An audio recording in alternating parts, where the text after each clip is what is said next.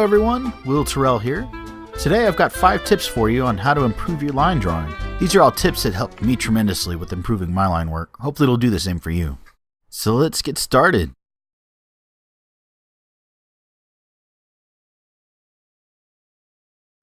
It's really important to sketch lightly when you're doing your initial lay-in for a drawing. The reason for this is if you go too dark, it's either going to smudge the page, or even after you add ink line work, you're not going to be able to erase the line drawing underneath it. This is something I find often beginning artists do, is they either draw really, really dark or really, really timidly. I'll even go even lighter than this usually when I'm doing my initial lay-in, but for the purpose of this video, I'm going a little bit darker than normal so it shows up on the camera. If you do end up going too dark with your initial lay-in, it's okay. Just go ahead and take a kneaded eraser and knock back the tone a little bit. I'll even do that when I'm doing like a pencil sketch. I'll do the initial lay-in, sketch it out, make it really messy, but keep it light, and I'll use my kneaded eraser to knock it back almost to where you can barely see it on the page, and then I'll redraw the entire thing a little bit darker, and I'll keep doing that until I find the form perfectly before I do the final inked version.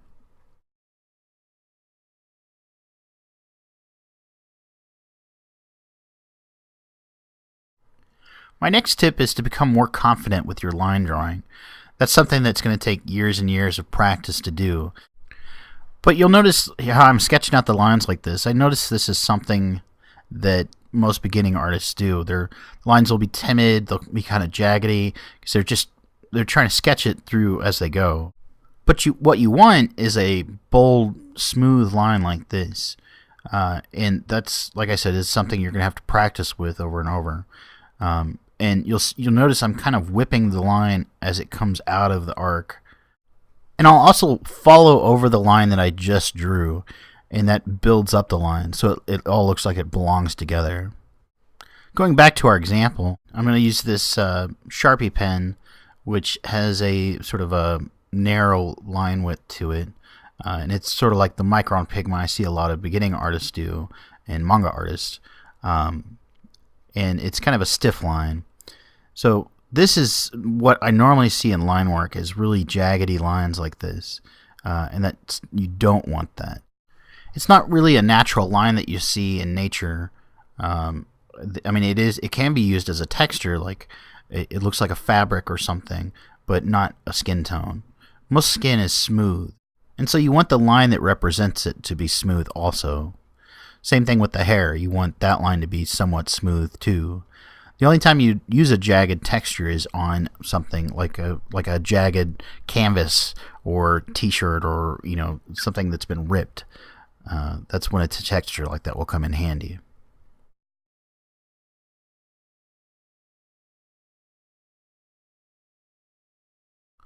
One reason most artists have trouble with doing confident lines is because they're drawing against their own strengths.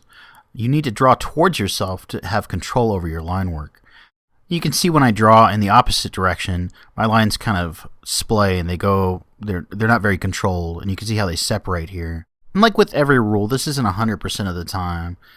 This is just my rule of thumb. Whenever I'm having trouble with line work, I try and go back to drawing towards myself. So practice filling up pages with doing parallel lines. I'm learning to talk.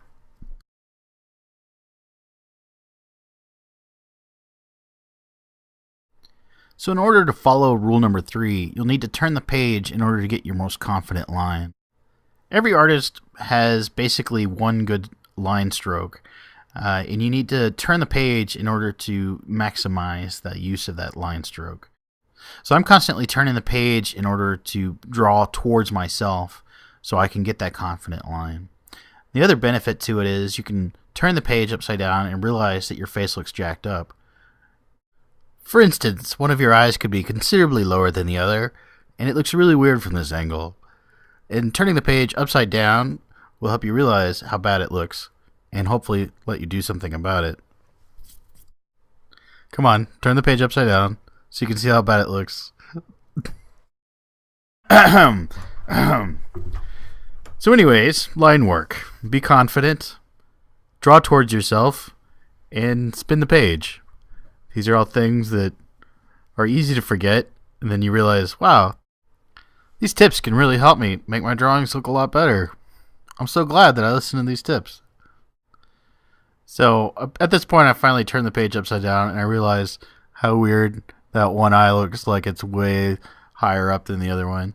And so I try and fudge the eyelid a little bit and the nose bridge, and yeah. But what are you gonna do? I think part of the problem, I was spending more time looking at the camera than actually at the drawing, so everything's a little bit iffy, sketchy, if you will, on this drawing. This is why I don't do tutorial videos very often. I get too self-conscious about the whole thing. Start making jokes about my drawings. Anyways, so there you go. That's how you spin the page. And now you know.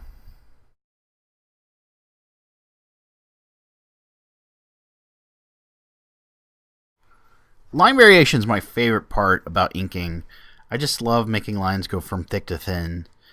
And you can do that with a pen like this Sharpie pen or with a micro and Pigma pen, but it's a lot more work. You have to go back over the line several times and build it up, make it go from thick to thin in certain parts, and it can be kind of a headache. You can see how my line keeps splaying at the end of the arc each time I do it. So I have to go back over it and fix it and fix it and fix it. I much prefer using an actual brush pen in order to get the line variation. So sometimes I'll do the initial lay-in with a thin pen like the Sharpie or a Micron Pigma, but I almost always go back over it with a brush pen. Like this is a Japanese import Zebra brush pen, but you can find other types of brush pens, and I like it because it goes from thick to thin with hardly any work to it, and that's juicy line variation right there. I love how it looks. And you can even do the same thing where you build up. You go over the same line and extend it, or you can make it a thicker thick to thin by just going over it and building up the thick to thin on it. Man, I'm just no good at this talk thing today. So going back to the parallel lines that I was showing you how to do on drawing towards you, you can do the same thing with a brush pen. And you get this nice pattern with it, and this is the beginnings of cross hatching. And you can see how varying the pressure here, where I get thicker in the middle of the stroke versus thicker at the beginning of the stroke, it makes it a different type of pattern. And then overlaying these parallel stroke patterns is what makes cross hatching look the way it does, and how you get that unique pattern to it. And just varying it up where you go at a different angle with each parallel stroke pattern, and varying your pressure and so on until you get this pattern going. Yeah, I really like the way that cross hatching looks. It's pretty much my favorite thing to do. Sometimes I'll just fill up whole pages of just cross hatching. Wait, cross hatching. I think I need a nap. Alright, back to our example. So you can take the line drawing that we did before and add a little bit of line variation to it just by building up that line again and following the form of the face. And this is something that you'll have to experiment with for years and years and years. But basically adding line variation, like on the cheek here, makes it look like that the thick part of her cheek is where it's casting a shadow underneath it, and the thin part is where the light meets the skin.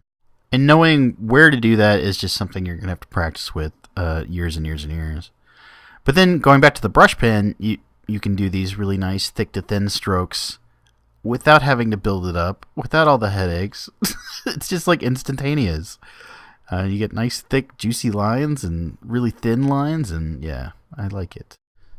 So that's pretty much it on my tips for this video. I will try and do more of these, and hopefully I can take them more seriously down the road.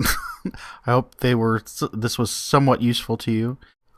One other thing to keep in mind, when I first started learning how to ink, I really was terrible at it. And I actually had a comic book publisher tell me they wanted me to draw a book for them, but as long as I never touched an ink pen ever again. So they didn't actually say it in those words. It was not quite that harsh, but it was pretty harsh. So in order to remedy that, I decided I was going to ruin every sketchbook I ever had. And so I went back through, it was probably 10 or 15 sketchbooks. They were all just pencil sketches, and I decided to ink every single one of those drawings. For the first, 5 or 6 sketchbooks, they were pretty bad. It was actually ruining drawings. But by the time I got past that point, the ink drawings were actually looking better than the pencil drawings were. And I started becoming more confident with my work. So with anything, it just takes time and practice and just being patient with yourself and trying to have fun with it. I mean, that's what this is all about, is not taking it too seriously, just having fun. Anyways, thanks for watching this video. I hope it was helpful, and thank you for subscribing to the channel and liking the videos and sharing it with your friends. Keep smiling.